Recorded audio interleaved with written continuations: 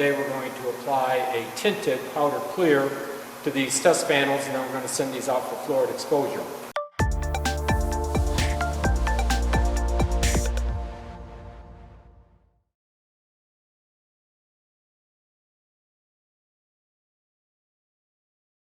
So this particular panel is a thick aluminum panel of the same alloy that's used for aluminum wheels for cars. And we powder coated it black first, and then we sent it to a CNC machine operation, and they machined off the center part. And a lot of wheels out there are like this, black pockets and a machined surface of the faces. And normally they would just put a protective powder clear coat over it. Today we're going to put a tinted powder clear. And that's really quite amazing because without any masking or demasking, you can get kind of a two-tone effect and a very, very brilliant color over the machined surface. And what you'll see is that the black stays black. It's really pretty neat. So to understand a little bit of what a dye is versus a pigment, right here we have a typical automotive grade yellow pigment. It's in a powder form. If you put it into a solvent, and this has been in here for about a year now, it just settles out to the bottom. Pigments do not dissolve in resin or in solvent. But a dye, and here's yellow dye here, a dye in a little bit of solvent or a little bit of resin will dissolve into individual molecules that are totally surrounded with solvent. So a dye is a solution, whereas a pigment are still aggregates, even though they might be very, very small particles, really trillions of molecules versus one molecule.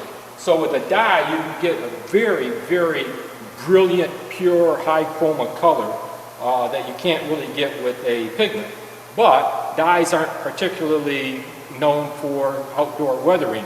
They tend to become weaker over time. So the trick is, can we get a dye to be outdoor weatherable, because eventually we will overcoat the tinted clear with a clear, and the panels we send to Florida, some of them will have a powder clear coat with no UV absorber, no free radical scavenger. Another set will have a moderately high level of those, and then a third one will have a very high level of UV absorber and free radical scavenger. And based on my conversation with the technical people at the supplier of these products, and it happens to be the same people that make the free radical scavengers and the UV absorbers, we're pretty sure that we can get these things to be very acceptable. So let's go paint a panel, and you'll see that when I put the powder clear on that has been tinted with the yellow dye, what it looks like before it goes into the oven.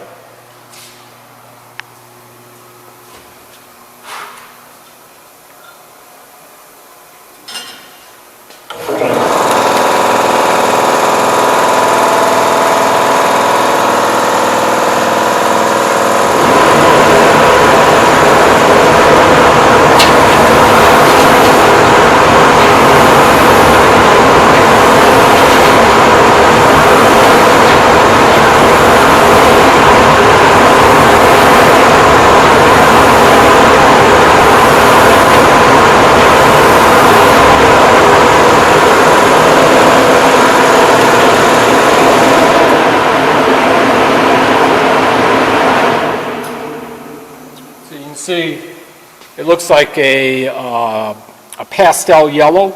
You can't really see the black versus the machined part in the middle because it's totally hiding, if you would. I like to spray off the powder on the backs of the panels before I put them into the oven. Keeps the oven cleaner. So, we're going to bake this 20 minutes at substrate temperature for at 325 F, and we'll come back in 20 minutes or so, take a look at our panel. Remember what it looks like going in, and what it will look like coming out.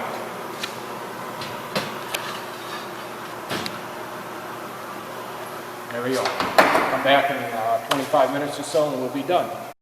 Just a half hour ago, we applied a yellow tinted powder clear to our black panel. We put it in the oven, and we're going to take it out of the oven now. It's done baking. And the interesting thing to me is that the tinted powder clear on the panel before we went into the oven, the panel was just yellow. It just looked like a pastel yellow. Interesting thing is when it comes out of the oven, you'll be amazed.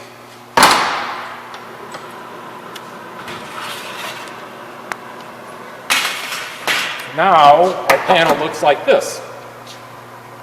To me, the interesting phenomenon here is that a tinted clear over black comes out black.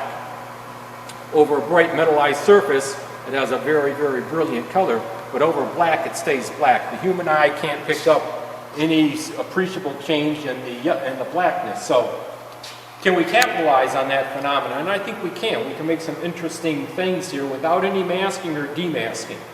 And I've done some of this before. Here's a wheel I did over here with a blue tinted clear, and I've done blues and reds and yellows and greens and all kinds of things. And you can see, as you walk around, you get these bright, brilliant flashes of blue that then change with the angle. And again, no masking or demasking. We just took the wheel that was painted with the black powder, then we machined off the black powder on the faces down to bare aluminum, and we put the tinted powder clear, in this case a powder clear that was tinted with a very little amount of blue dye. And prior to this, we'd also done this, which was for a clock company, and they gave us a piece of a brass alloy and asked if we could match it. And we did this with a powder clear and tinted.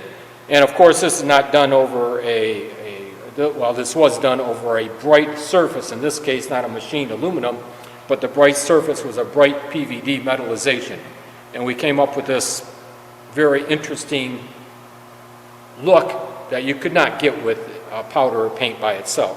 So, again, a whole series of panels to be sent out to Florida, because we have to be careful that we formulate with a high enough loading of the protective powder clear so that we have enough loading of the UV absorber and the free radical scavengers so that the strength of the tinted clear underneath it doesn't evaporate over time. But I'm pretty sure that we'll be successful. That's it.